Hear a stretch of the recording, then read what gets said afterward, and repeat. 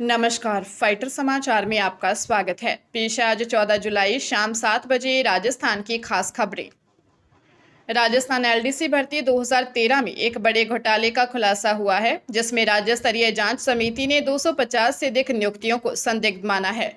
Report के अनुसार 672 कर्मियों की जांच में 529 ने बोनस अंकों के आधार पर नौकरी प्राप्त की, जिसमें से 250 से अधिक नियुक्तियां फर्जी डिग्री और अनुभव प्रमाण पत्रों के कारण सवालों के घेरे में है। जांच में 45 कर्मियों का रिकॉर्ड भी गायब है, जो पूरी भर्ती प्रक्रिया की पारदर्शिता पर गंभीर प्रश्न खड़े करता है। अभ्यर्थियों ने सिक्किम, नागालैंड, मेघालय और मध्य प्रदेश जैसे राज्यों से संदिग्ध शैक्षिक डिग्री हासिल की है। भर्ती के दौरान न तो लिखित परीक्षा हुई और न ही टाइप टेस्ट। पूरा चयन केवल शैक्षणिक योग्यता और अनुभव के आधार पर किया गया। वर्षों बीत जाने के बाद भी दोषी कर्मियों पर सेवा समाप्ति और फर्जी दस्तावेजों के खिलाफ एफआईआर दर्ज करने की सिफारिशों पर प्रभावी कार्रवाई नहीं हुई है।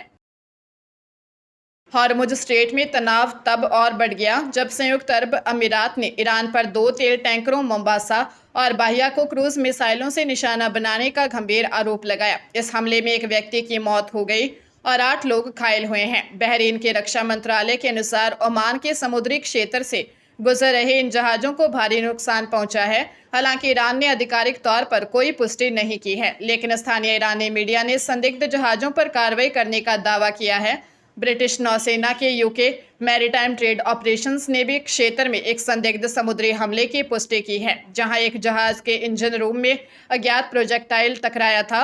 इस घटना के बाद वैश्विक तेल आपूर्ति और समुद्री सुरक्षा को लेकर अंतर्राष्ट्रीय स्तर पर भारी चिंता व्याप्त हो गई है और स्थिति पर वैश्विक नजर बनी हुई है। राजस्थान लोक सेवा आयोग द्वारा आयोजित वरिष्ठ अध्यापक भर्ती परीक्षा में अब दूसरे राज्यों के अभ्यर्थियों की संख्या तेजी से बढ़ रही है। ताजा आंकड़ों के अनुसार अजमेर, जोधपुर और जयपुर केंद्रों पर ही 34,816 बाहरी अभ्यर्थी परीक्षा में शामिल हो रहे हैं।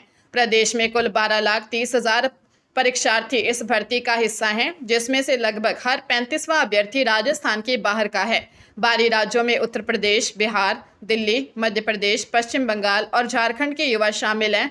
जोधपुर बाहरी अभ्यर्थियों के लिए सबसे प्रमुख केंद्र बना है, जहां करीब 23,000 बाहरी परीक्षार्थियों के आवंटित किया गया है। विशेषज्ञों का मानना है कि राजस्थान में नियमित भर्ती प्रक्रिया, 7वें वेतन आयोग का वेतनमान और बेहतर पदोन्नति के अवसर इस परीक्षा को राष्ट्रीय स्तर पर आकर्षक बना रहे हैं, जिस कारण अन्य राज्यों के युवाओं की भागीदारी बढ़ रही है। राजस्थान में 1.5 दर्जन प्रसूताओं की मौत और करीब 50 महिलाओं के गंभीर बीमार होने के मामले में स्वास्थ्य मंत्री गजेंद्र सिंह खेमसर का रवैया बेहद संवेदनहीन और गैर जिम्मेदाराना रहा है। बांसवाड़ा और भीलवाड़ा समेत प्रदेश भर में प्रसूताओं की अचानक हुई मौतों से मचा हड़कंप और स्वास्थ्य विभाग की जांच में ऑक्सीटोसिन इंजेक्शन में गड़बड़ी की पुष्टि के बावजूद मंत्री ने किसी भी तरह की लापरवाही मानने से इनकार कर दिया। जयपुर में आयोजित प्रेस कॉन्फ्रेंस में मंत्री मौतों पर अफसोस जताने या सख्त कदम उठाने की बात करने की बजाय मुस्कुराते हुए उठकर चले गए और ब्रेक के बाद जवाब देने की बात कही। वे मौतों को राष्ट्रीय औसत के करीब बताकर पल्ला झाड़ते नजर आए। गरीबों की मौतों जैसे अत्यंत गंभीर मुद्दे पर मंत्री की यह चुप्पी और मुस्कुराकर प्रेस कॉन्फ्रेंस छोड़ना प्रशासनिक विफलता के साथ उनकी अमानवीय संवेदनहीनता को दर्शाता है। भारतीय रेलवे ने टेक्नीशियन ग्रेड प्रथम के 323 पदों और टेक्नीशियन ग्रेड तृतीय के 6,234 पदों सहित कुल 6,557 रिक्तियों पर भर्ती के लिए आवेदन आमंत्रित किए हैं। इन पदों पर आवेदन करने की अंतिम तिथि 29 जुलाई है। टेक्नीशियन ग्रेड प्रथम के लिए संबंधित क्षेत्र में बीएससी या इंजीनियरिंग डिप्लोमा जरूरी है, जबकि ग्रेड तृतीय के लिए उम्मीदवारों का 10वीं पास होने के साथ संबंधित ट्रेड में आईटीआई सर्टिफिकेट होना अनिवार्य है। आयु सीमा ग्रेड के लिए 18 से 33 वर्ष और ग्रेड तृतीय के लिए 18 से 30 वर्ष निर्धारित की गई है, जिसमें आरक्षित वर्गों को नियमानुसार छूट मिलेगी।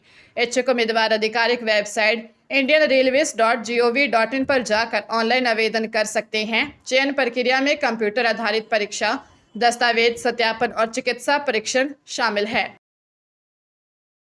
चंडीगढ़ की जिला अदालत ने डड्डू माजरा में शराब के नशे में अपने सगे भाई की हत्या करने वाले आरोपी अजय को उम्र कैद की सजा सुनाई है। यह चर्चित मामला नवंबर 2023 में करवा चौथ की रात का है, जब आरोपी ने नशे में घर पहुंचकर विवाद शुरू किया और अपने बड़े भाई अनिल, छोटे भाई राहुल और मां पर ताबड़तोड़ हमला कर दिया।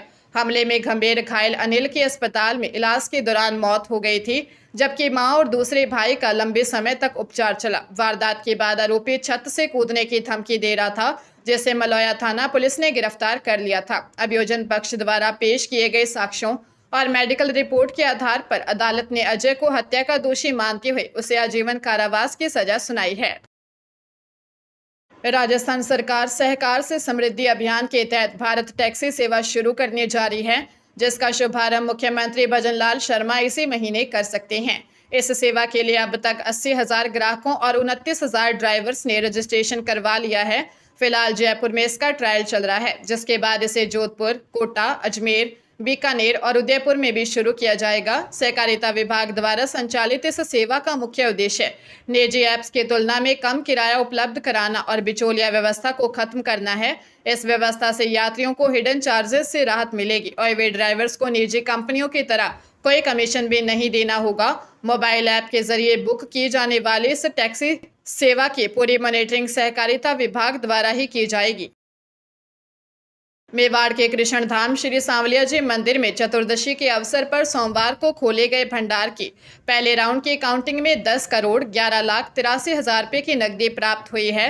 मंदिर मंडल के कर्मचारियों और बैंक कर्मियों ने दिन भर की कड़ी मशक्कत के बाद यह आंकड़ा दर्ज किया।